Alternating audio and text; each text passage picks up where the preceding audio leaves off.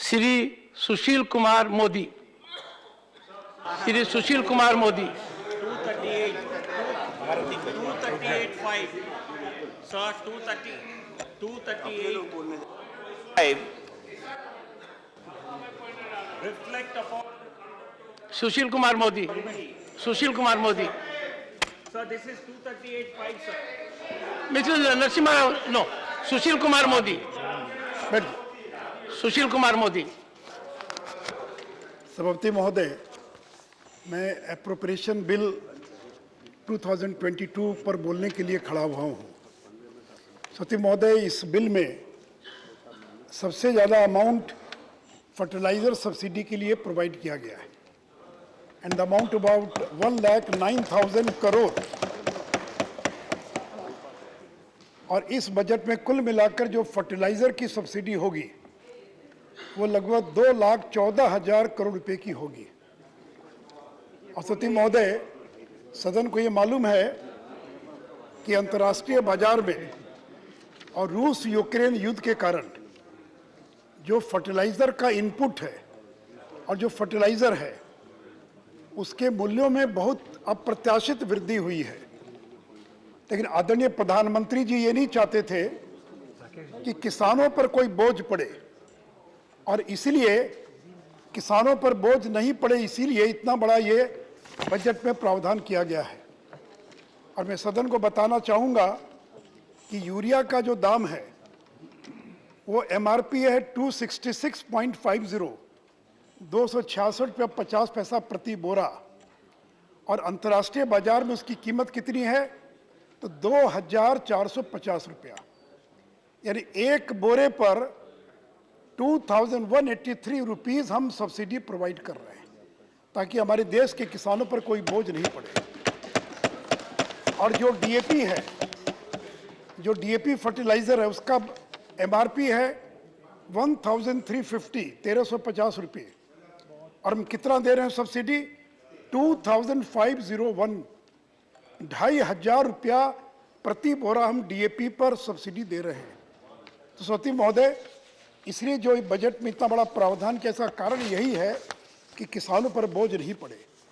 दूसरा एक जो बहुत बड़ा अमाउंट सब्सिडी का प्रोवाइड किया गया, दैट इज़ फॉर प्रधानमंत्री गरीब कल्याण योजना, and in this budget we have provided 60,000 crore for प्रधानमंत्री गरीब कल्याण योजना। और सदन को ये मालूम है कि 80 करोड़ लोगों को 28 महीने से 5 किलो अनाज प्रति महीना मुफ्त में सरकार की ओर से दिया जा रहा है।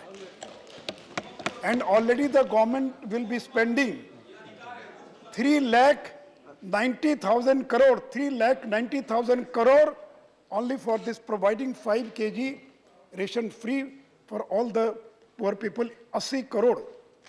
और सती महोदय, IMF की एक स्टडी आई है इंटरनेशनल मॉनेटरी फंड की, और स्टडी ये कहती है कि प्रधानमंत्री गरीब कल्याण योजना के कारण कोविड के दौरान जो एक्सट्रीम पॉवर्टी थी, जो अत्यधिक गरीबी थी, एक्सट्रीम पॉवर्टी, उसको भारत 0.8% पर रिटेन करने में यानी बरकरार रखने में सफल रहा है।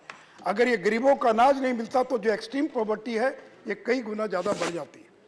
और सती महोदय, हम लोगों ने इस देश के अंदर सारे राशन कार्ड को डिजिटाइज कर दिया, सारे राशन की दुकानों पर पॉस मशीन लगा दिया।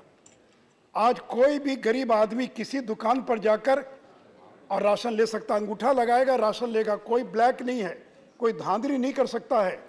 और इतना ही नहीं, तो आधार बेस्ड इस व्यवस्था को करने का परिणाम ये हुआ है कि 4 करोड़ 70 लाख जो फेक राशन कार्ड था वो रद्द किया जा चुका है।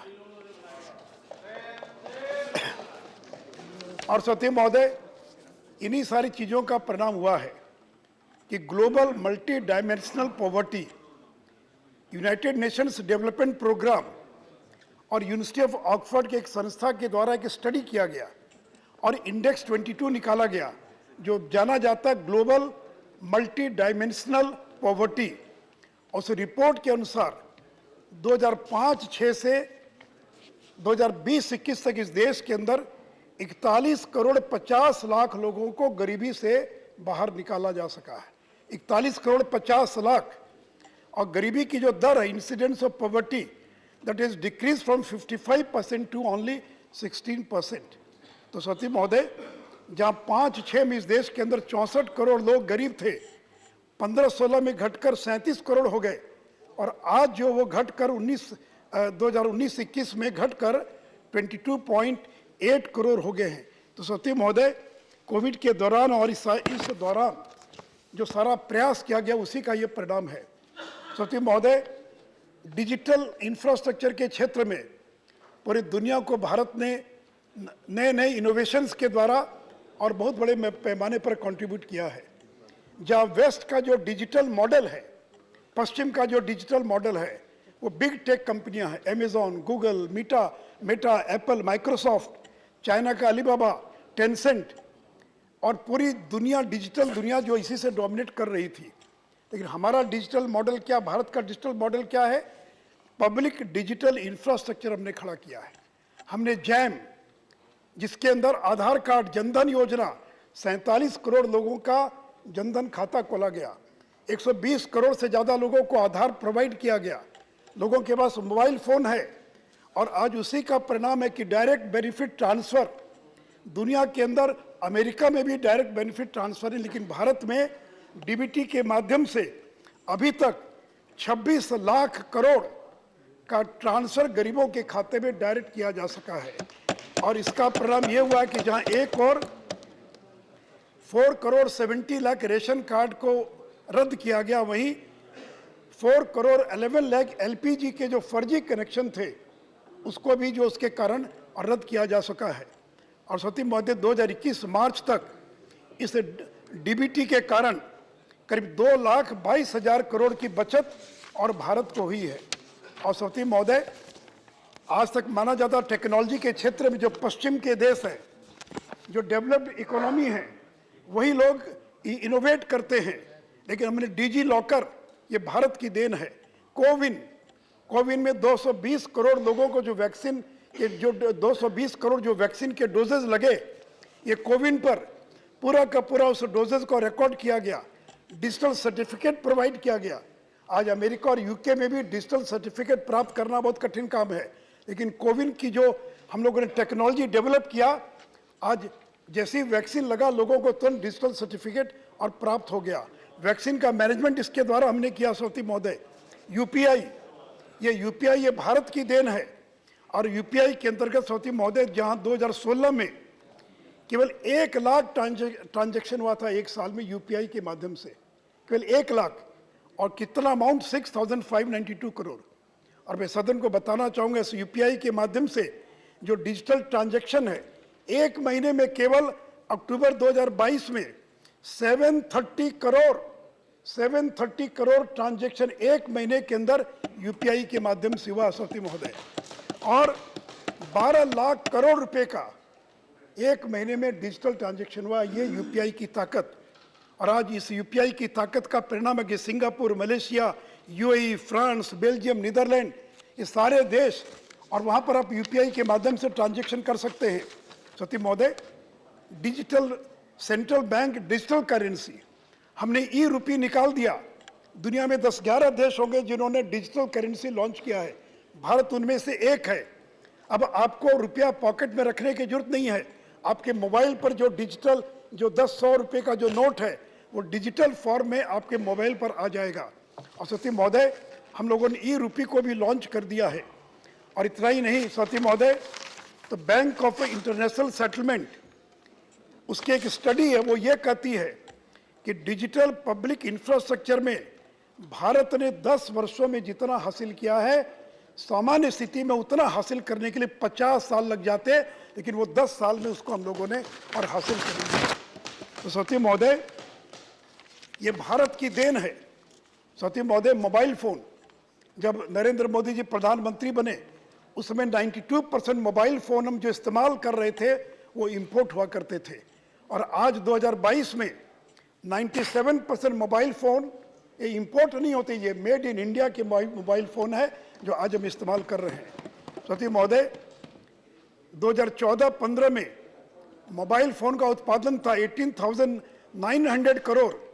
It is increased 14 times and now we are producing about 2,75,000 crore volume का मोबाइल फोन का हम उत्पादन कर रहे हैं और केवल मोबाइल फोन का 75,000 करोड़ का मोबाइल फोन हम एक्सपोर्ट करने का काम कर रहे हैं। सती महोदय, जो एप्पल है जिसके बारे में हम सब जानते हैं, एप्पल, ये एप्पल का, इस एप्पल कंपनी ने पीएलआई का लाभ उठाकर 20,000 करोड़ के आईफोन अप्रैल से दिसंबर के बीच में भारत से और एप्पल के आईफोन एक्सपोर्ट किए गए हैं।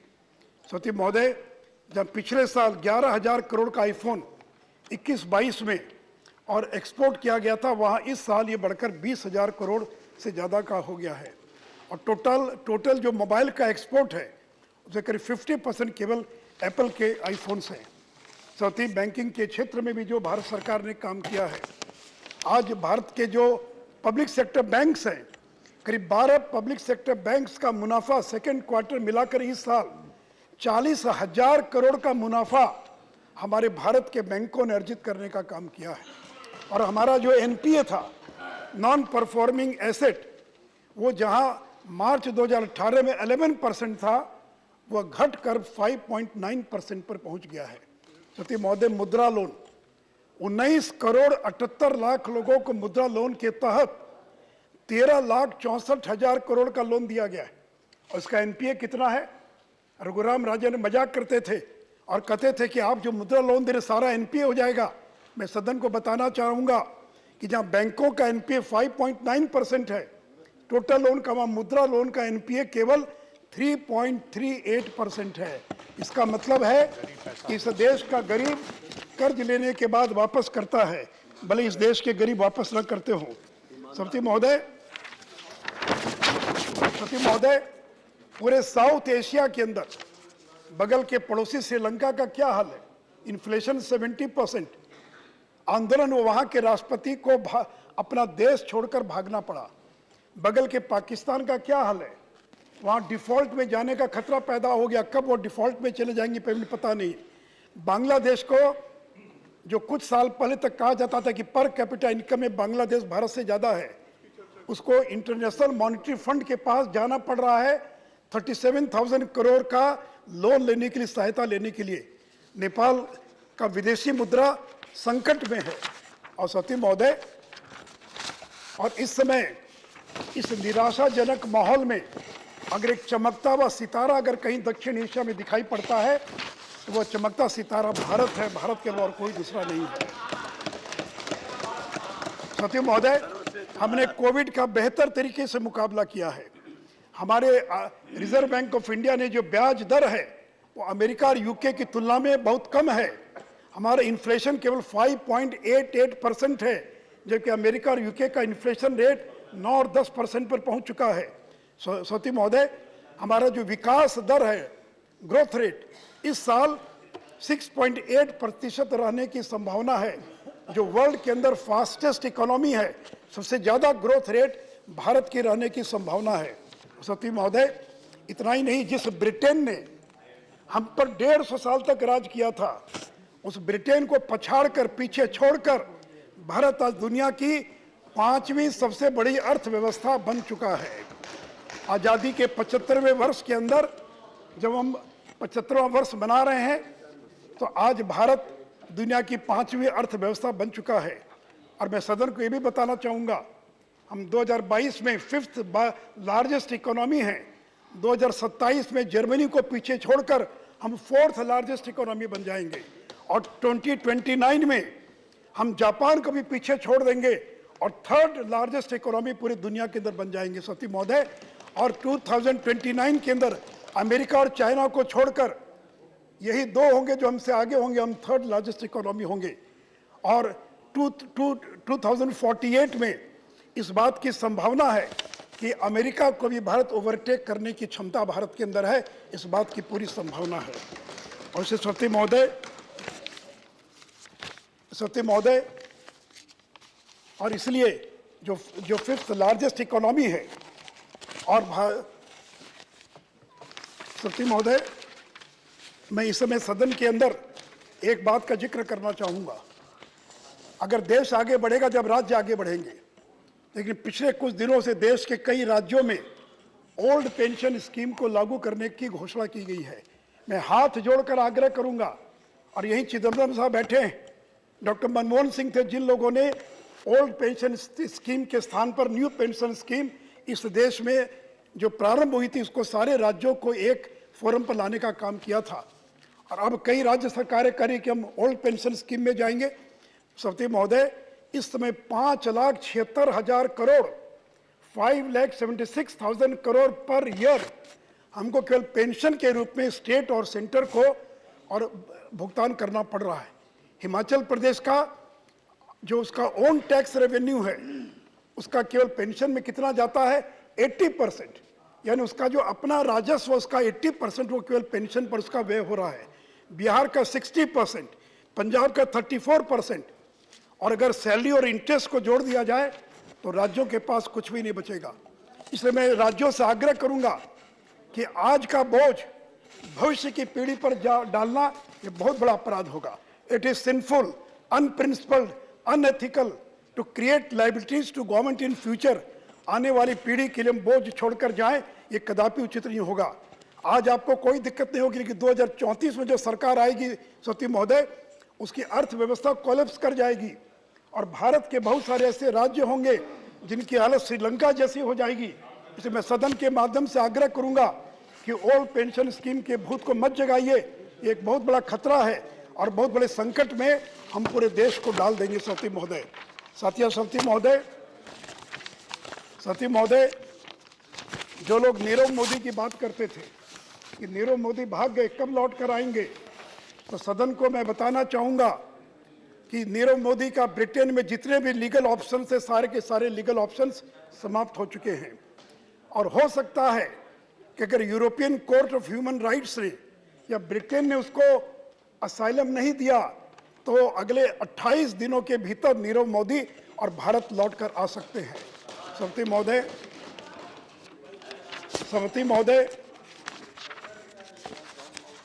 महोदय, अभी तक हम अपना जो विदेश का व्यापार करते थे वो डॉलर में करते थे, लेकिन ये पहली बार आज़ादी के बाद अब दुनिया के अंदर रशिया, मॉरिशस, श्रीलंका, इन देशों के साथ जो अंतर्राष्ट्रीय व्यापार है ये डॉलर के बजाय रुपी के अंदर ट्रेड होना प्रारंभ हो गया है।